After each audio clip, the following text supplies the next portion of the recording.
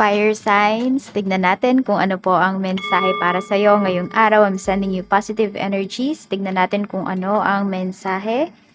This is for you. Aries, Leo, Sagittarius, Sun, Moon, Rising, and Venus. Kung di pa po kayo nakasubscribe dito sa ating channel, please subscribe na po kayo. And palike na din po ng ating video. At sa mga nais pong mag-avail ng ating private readings, Lucky Stones and Amulet, makikita nyo po yung link sa description box below. Tignan natin kung ano po ang mensahe. Spirit guide, mensahe natin. Okay. Mayroon tayo ditong, ayan, so successful, success kasi ito eh. Success itong paparating para sa inyo. So kung meron kayong ini-expect na tao, ayan po, pwedeng more on efforts din yung nakikita ko dito. So, fire signs, kung meron kayong tao na ini-expect na sabi natin makita, mag-effort sa inyo ngayong araw na ito, ayan po. Pwedeng makikita nyo talaga, alam mo yun, masasabi mo na okay, seryoso talaga yung tao na to sa akin. So we have King of Clubs, so more on actions po ito. Marami sa inyo pwedeng busy din kayo ngayong araw. Mayroon tayo ditong number 4, which is the key. So puro success po yung pinapakita dito. Okay, so parang you're building yourself, you know, you're building or unti-unti talaga nagkakaroon ka ng progress dito pagdating sa trabaho mo, pagdating sa kung nagpapagawa man yung iba sa inyo ng bahay. Meron kayo ditong pinapamodify na sasakyan. We have number 14, which is the rider. This is a good news. Ayan po. So, meron ba kayong kausap or may ka-deal kayo? Baka may nagbebenta dito ng mga properties o kaya nga sasakyan. Ayan po. So, alam mo yung good catch. Meron kayo ditong makukuha. Yung tipong parang, okay, so bibilin mo na yan kasi ano talaga, hindi ka lugi. Ayan po. We have number 47, which is the bride. Okay, so pwedeng ang tutol lang dito is your asawa. Meron din ako nakikita dito, pwedeng ito ay lilipat na kayo ng bahay ng family mo. So, some of you will start a new life with your new home, with your new sasakyan. Ayan po, pwedeng may mga bagong gamit, bagong bahay nga. So, may new beginnings dito para sa inyo ng family mo. Tignan po natin kung ano pa yung mensahe or kayo to pwedeng may mag-celebrate ng anniversary. Nakikita ko din dito, pwedeng meron dito invited sa kasal or kayo to mismong ikakasal. Congratulations po, fire signs. Tignan natin kung ano pa yung mensahe. Spirit guide, mensahe pa po natin kay fire signs, Aries, Leo, Sagittarius, Sun, Moon, Rising, and Venus ngayon. Okay? So, meron tayo ditong possibilities. Okay? So, ayan, free-spirited, adventure, risk. Sabi ko nga dito ay meron talagang mag-e-effort sa inyo dito or kayo to sobrang ma-effort po ninyo. So may mga bagay dito na hindi nyo na talaga subali yung naririnig ko dito. Siguro sabihin natin hindi nyo napapatagalin pa. Ayan, kasi gusto ninyo na magkaroon na talaga kayo ng peace of mind. Kaya nga meron dito magsosolo na yata kayo fire signs or aalis na kayo dyan sa lugar na toxic. Ayan po. Kasi gusto nyo na talaga magkaroon ng peace of mind. Kaya nga meron dito talagang ipupush nyo na pwedeng bago matapos yung month na to or mismo ngayong araw na to ay makahanap din po kayo ng bahay na lilipatan. Kasi ayun nga, sawang-sawa na kayo sa mga toxic energies na nafe-feel nyo po sa araw-araw. Kasi pwedeng yung mga kasamahan nyo sa bahay o kaya naman yung mga nasa paligid po ninyo ay toxic. Check natin, spirit guide, ano po yung mensahe natin. If I could go back in time, I would handle us differently. Yun. So, meron dito parang nagsisisi kayo dun sa mga decisions na ginawa ninyo kasi pwedeng hindi yan talaga nag-turn out good. So, pwede rin po na meron kayo ditong mga sabihin natin. Basta meron kayong regrets dito eh. Yun yung pinapakita. Pero kung makakabawi pa naman kayo sa tao na yun, wala namang masama, hindi ba?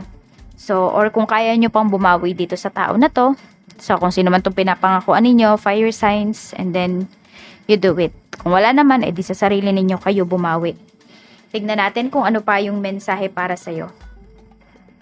Spirit guide, mensahe pa po natin. Okay, we have a blessing on a resolution. So, may mga problema kayo talaga dito ngayong araw na masusolusyonan nyo na ayan parang hindi na talaga kayo magpapatinag pa. Parang hindi na talagang kailangan na itong tapusin.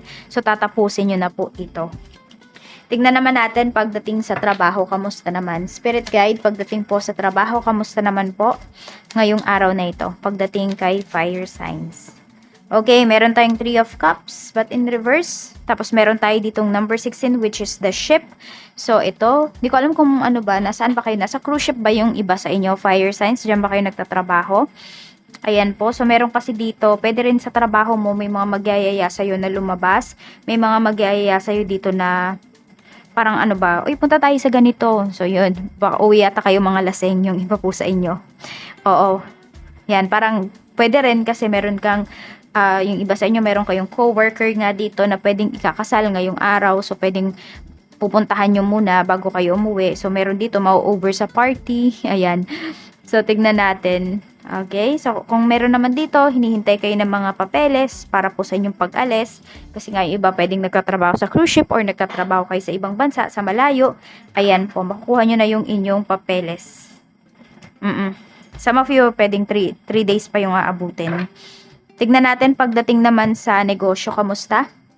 We have Knight of Swords and we have 7 of Diamonds, which is number 38. Sinasabi lang sa'yo dito na, ayan, pagdating dito sa trabaho or sa negosyo mo, may mga tao dito talaga na hindi mo talaga mapagkakatiwalaan.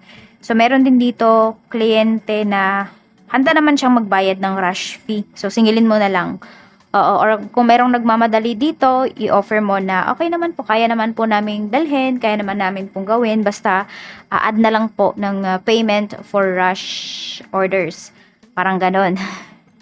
So, pag pumayag, edi tanggapin mo. Kung hindi, edi let go na lang. Hanap na lang siya sa iba. Kesa naman maano ka dito, ma-stress ka dito. Diba? Tingnan natin ano pa po yung mensahe pagdating sa pera. We have naman 2 of Swords at meron tayo ditong number 39 which is the heart. Ayan po. So pagdating naman dito sa pagdating sa pera, makakahanap naman po talaga kayo ng solusyon pagdating dito sa money. So meron yata dito kulang yung sa bayarin ba ninyo, parang kulang siya. Ayan, pwedeng meron kayong lalapitan. And yung tao naman na to, parang willing naman talaga siyang tumulong sa'yo. Or pwedeng ikaw to, baka ikaw yung makakatulong sa ibang tao. And you're just happy, you know, na nakatulong ka dito. Fire signs. Pagdating naman sa love life, we have naman po Wheel of Fortune. And we have, which is on number 18, which is the Lady. Ayan po. So, pwedeng masasabi nyo talaga na swerte kayo pagdating sa inyong kapareha, sa inyong partner, sa inyong asawa. Ayan. So, marami dito. It's either kayo yung nagbibigay ng swerte, ng swerte sa family ninyo or sa person ninyo. Ayan. Basta na sharean mo siya dito ng positive energy. Yun yung nakikita ko dito para sa iyo, fire signs. So, pwede rin kayo parehas nagbibigayan kayo dito ng person mo ng positive energies. Kaya pag meron kayong mga pinaplano, talagang natutuloy siya. Nangyayari talaga. Ayan yung pinapakita dito para sa'yo. Ayan o, we have Wheel of Fortune. Yung tao na to talaga, sobrang pinapahalagahan ka. So, pwedeng merong i-discuss sa'yo yung person mo. Meron siyang i-offer sa'yo ngayong araw na ito. So, ito po yung mga lucky numbers mo. Medyo marami-rami ito. So, we have number, at yung mga kukuhanin ko na lang yung mga may number, okay? Ito. 18, 39, 38, 16, 47, 14, 4, and number 50. Tapos, meron pa pala tayo ditong number 27. Ayan, wala naman siyang kagaya na number, okay? So, yan lang po. Maraming salamat. Mag-iingat po kayo always and more blessings to come. Bye!